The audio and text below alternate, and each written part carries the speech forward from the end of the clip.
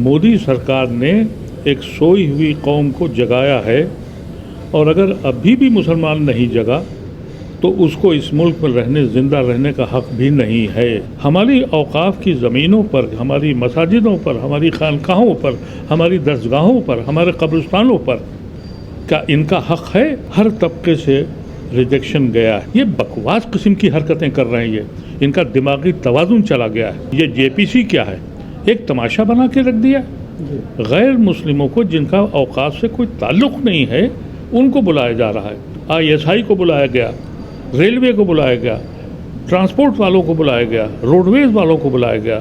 अरे यही वो लोग तो हैं जिन्होंने हमारी ज़मीनों पर कब्ज़ा किया है। बीजेपी में चाहे चेयरमैन हो चाहे मिनिस्टर हो, इसकी कोई राय नहीं है, ना इनकी कोई हैसियत है। तैयार हो जाएं, जेल जाने से लेकर सड़कों तक। अगर नहीं तैयार होंगे, ये नफ्स पकड़ी है उन्होंने कि अभी ज़िंदा हो या नहीं हो, अभी बिल्कुल आखिरी सांसें हैं, तो ये बता देना चाहिए इस कौम को कि अभी इन रगों में सांस बाकी है।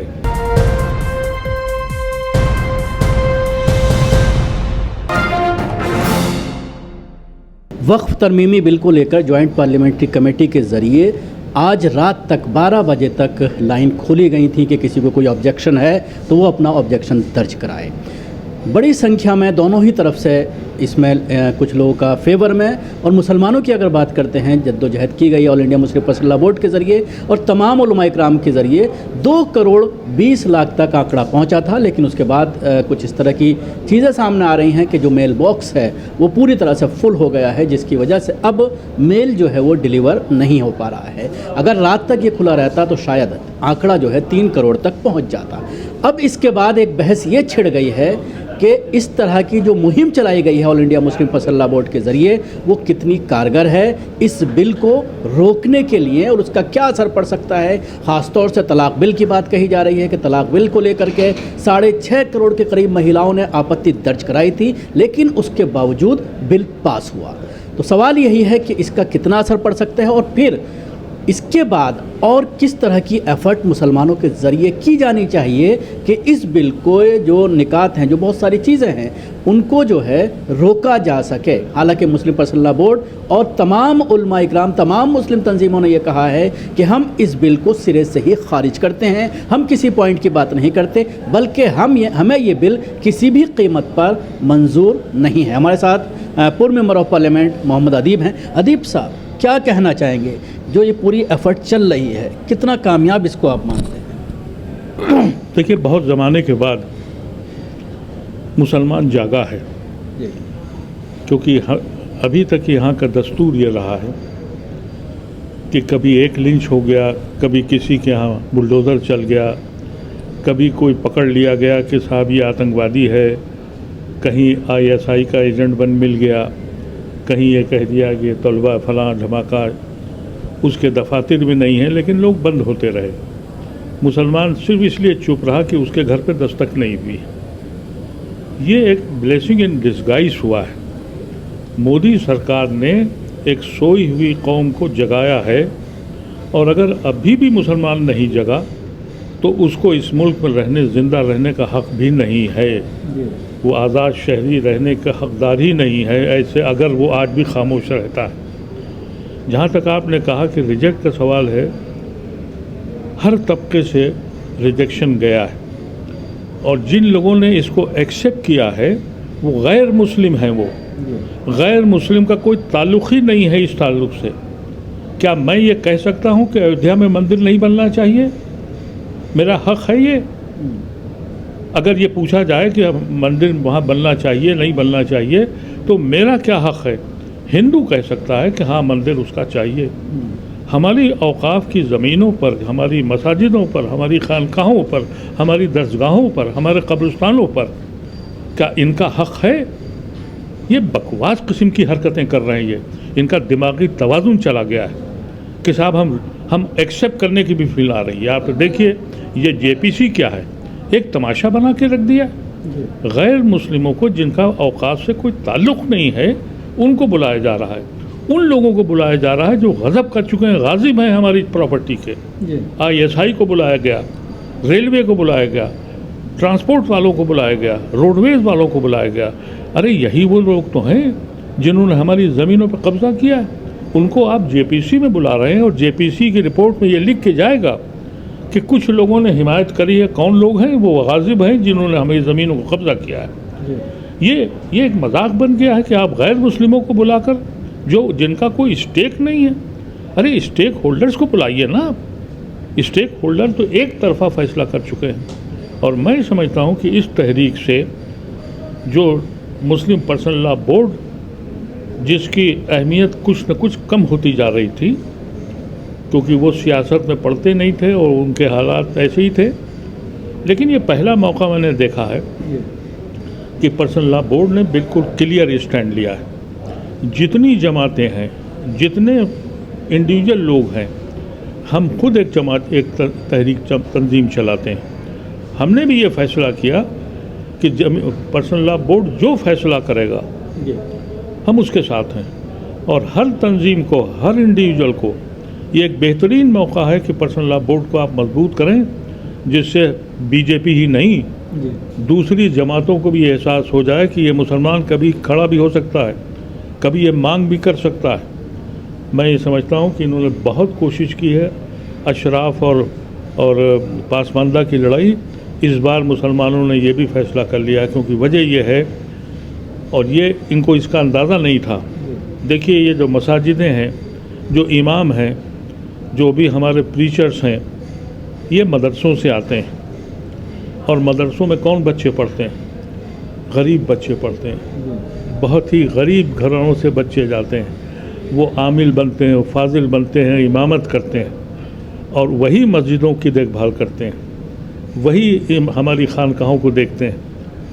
तो अब वहाँ तुम कैसे पासमानदा कर दोगे? क्योंकि 100% में से 90% इमाम जो है वो गरीब तबके का है। मैं उसको पासमानदा नहीं कहता हूँ, गरीब तबके का कहता हूँ।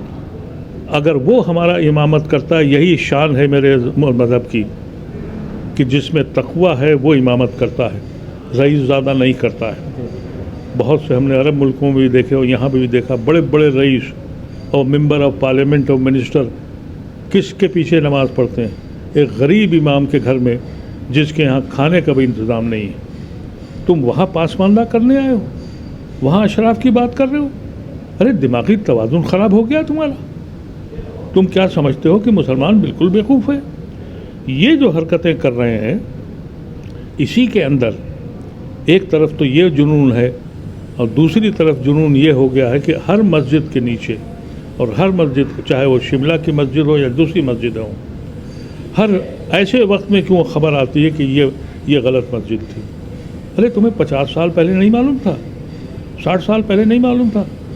जिस वक्त बुलडोज़र करते हैं, चलाते हैं, तो जिस दिन उसको मुजरिम को पकड़ते हैं, सो कॉल्ड मुजरिम को, उसी दिन उसके ख़ानदान के घर को बुलडोज़ कर देते हैं। अदालतें क्या कर रही हैं? अफसोसनाक बात है कि अदालतें अपने रिलीजियस फंक्शन करती हैं, उसमें प्राइम मिनिस्टर को बुलाती हैं और उसको वायरल करती हैं, उसके फ़ोटोग्राफ चलते हैं। ये सोचने की बात है। अभी मैंने पढ़ा कि जजेस, ब्यूरोक्रेट्स और फौजी मुश्तरका तौर पे एक मीटिंग करते हैं, विश्व हिंदू परिषद की मीटिंग में, और अगर हम ओवैसी की मीटिंग में चले जाएं तो हम दागदार हो जाएंगे। हमको कहा जाएगा कि ये देशद्रोही है। और विश्व हिंदू परिषद की मीटिंग में ये ऐसे हजरात जाते हैं, ये मुल्क कहाँ खड़ा हो गया? आप किस पे एतबार करें? इसका मतलब है कि वो जजेस जो इतने सालों, 35-40 साल तक, उन्होंने कितनी नाइंसाफ़ी की होगी अक़लियत के साथ, इसका तसव्वुर कर लीजिए आप, कि हमारे दिलों में तो अब जगह नहीं बची कि इन पे यकीन करें। जेपीसी में आपने कहा कि रेलवे को बुलाया जा रहा है, आर्कोलॉजिकल सर्वे ऑफ इंडिया को बुलाया गया, और उन्होंने 5 पॉइंट बताए कि ये हमारे इससे परेशानी है और ये लागू होना चाहिए, इसी तरह से रेलवे ने कहा। तो क्या लगता है, जिस तरह से आम मुसलमानों में जब ये कमेटी बनाई गई थी तो चेयरमैन को लेकर ये थी कि वो सेकुलर हैं, कांग्रेस से गए हुए हैं, तो क्या लगता है कि पहले से तय कर लिया गया है कि इसको लागू करके रहेंगे? देखिए, क्या चेयरमैन और क्या मिनिस्टर, बीजेपी में चाहे चेयरमैन हो चाहे मिनिस्टर हो, इसकी कोई राय नहीं है। ना इनकी कोई हैसियत है। यहाँ पर तो जो अमित शाह और मोदी फैसला करेंगे, अब वो तो इतने बड़े हो गए हैं कि भागवत को भी चैलेंज करते हैं। इनकी विचारों की हैसियत क्या, इनसे तो कहा गया है। अब ये क्या करेंगे, अपनी रिपोर्ट सबमिट करेंगे कि साहब कुछ लोग मुखालफत में, कुछ लोग हिमायत में। अब जिम्मेदारी उन सेकुलर पार्टियों की है जो पार्लियामेंट में बैठे हैं, क्योंकि एक बात आप समझ लीजिए, जेपीसी की फाइंडिंग जो है वो बाइंडिंग नहीं है, वो रिकमेंडरी हैं, आप सिर्फ रिकमेंड करते हैं। लेकिन पार्लियामेंट के अंदर अगर सेकुलर पार्टियों ने इसको पास करने की कोशिश करी, या नतीश या नायडू या वो लोग जो इसमें हिस्सा लेते हैं, तो फिर मुसलमानों को फैसला करना पड़ेगा कि ऐसी जमातों को जो पार्लियामेंट में पास करते हैं, और फिर मुसलमानों को ये भी फैसला करना पड़ेगा कि क्या अब खामोश रहने से ज़िंदगी बचेगी या कुर्बानी देने से ज़िंदगी मिलेगी। वजीर साहब, देर नहीं हो जाएगी अगर ये लागू कर दिया जाता है, इसको पास कर दिया जाता है पार्लियामेंट में, और मान लीजिए नीतीश कुमार या टीडीपी जो है उसको अपोज नहीं करती है, तो क्या मुसलमानों को उससे पहले ही सड़कों पर नहीं उतरना चाहिए, इसको लेकर के विरोध करना चाहिए, ताकि इन पार्टियों को भी ये मालूम चल सके कि अगर हमने इसका समर्थन किया पार्लियामेंट में तो फिर हमें नहीं बख्शा जाएगा, बाइकआउट किया जाएगा इलेक्शन में मुसलमानों के जरिए। आपकी बात सही है, मैं समझता हूँ अभी तक तो मुसलमान जो भी कानूनी दायरे है उसके अंदर ही काम कर रहा है, और वो कानूनी दायरा यही है कि वो उसने करोड़ों की तादाद में रिजल्टमेंट किया है, करोड़। अब उनके यहाँ तक कि जो उनकी वेबसाइट है वो क्रैश कर गई है, वो एक्सेप्ट नहीं कर रही है, और ऐसी शक्ल में जो उसका तरीक़ेकार है वो मैं समझता हूँ कि अभी तक बहुत मुनासिब है। लेकिन जब सारे ज़राए ख़त्म हो जाएंगे तब तो हमको सोचना पड़ेगा। और शकील साहब, एक बात याद रखिएगा कि बाबरी मस्जिद कांग्रेस के ज़माने में टूटी थी, और उसके बाद कांग्रेस का क्या हशर हुआ, कांग्रेस का नाम लेने वाला नहीं था। अब इस एक्ट के बाद, इस बिल के बाद अगर ये एक्ट बन जाता है तो आप जानते हैं कि ये कहते हैं कि जितनी मसाजिदें और जितने औकाफ हैं उसका हम रीसर्वे करेंगे। तो हर गांव में, हर कस्बे में, हर इलाके में 10-10, 20-20 मस्जिदें हैं। जब एक मस्जिद का अंजाम हिंदुस्तान की तारीख बदल देता है, सोच बदल देता है, तो इस मुल्क का होगा क्या। इसका खौफ नहीं आ रहा इन लोगों को। सिर्फ इलेक्शन, ये सिर्फ इसीलिए है कि अभी स्टेट इलेक्शन होने। आप याद करिएगा, अगर ये वक्त सिंसियर होते और इनको वफ़ की कमियों का अंदाज़ा था, क्योंकि हम जो 2013 का जो अमेंडमेंट हुआ था उसमें हम मेंबर थे, और उसके बाद से ये 13 के बाद से लेके 24 हो गए, 11 साल आप एब्सोल्यूट मेजॉरिटी में थे। उस वक्त आपको नहीं समझ में आया कि ये इसमें अमेंडमेंट गलत हुए। उस वक्त आप कर रहे हैं जिस वक्त आप पावर में नहीं हैं, इसलिए कर रहे हैं कि इनको हरियाणा का, महाराष्ट्र का और दूसरे इलेक्शन जीतने। इस इलेक्शन को जीतने के लिए ये आज शख्स और इनकी जमात किस्तों में इस मुल्क को तोड़ रही है। लम्हे ब लम्हे ये मुल्क ख़त्म हो रहा है। लेकिन ये एक ब्लेसिंग इनकी डिस्गाइज हुई है मेरे हिसाब से। मैं उन लोगों के साथ जिनसे मेरे बहुत अच्छे मरासिम नहीं हैं, मैं उनसे भी मिल रहा हूँ, मैं सिख भाइयों से भी मिल रहा हूँ, और मैं दूसरी बिरादरियों से भी मिल रहा हूँ कि आज हमारा वक्त है, कल तुम्हारा वक्त आएगा। आज हमारे घर पे दस्तक हुई है, कल तुम्हारे दर में दस्तक होगी। और वो लोग भी साथ हैं।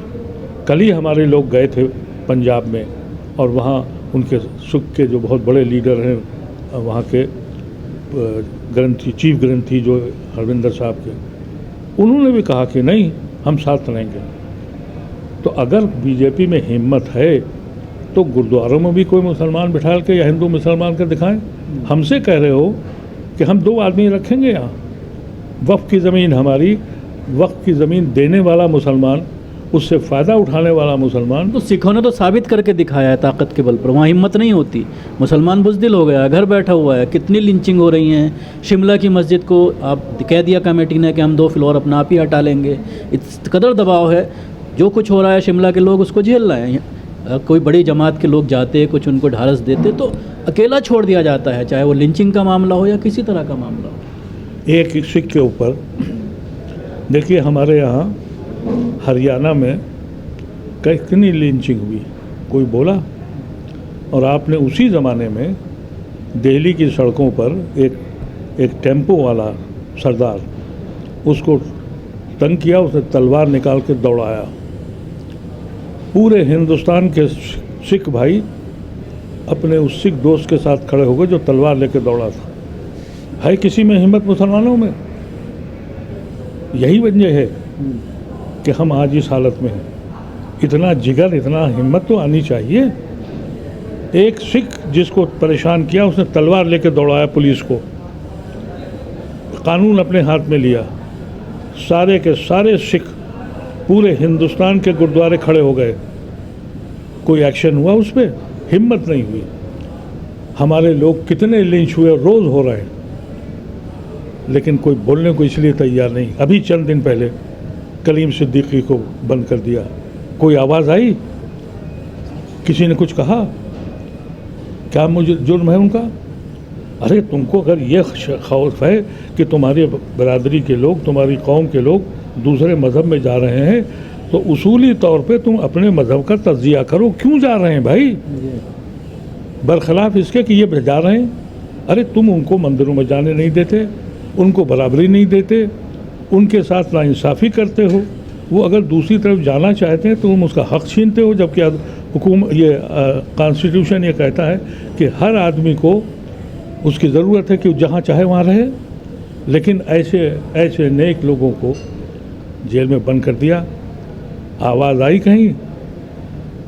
यही एक मौका है औकाफ का कि इसमें मुत्तहिद हो जाएं सब और तैयार हो जाएं।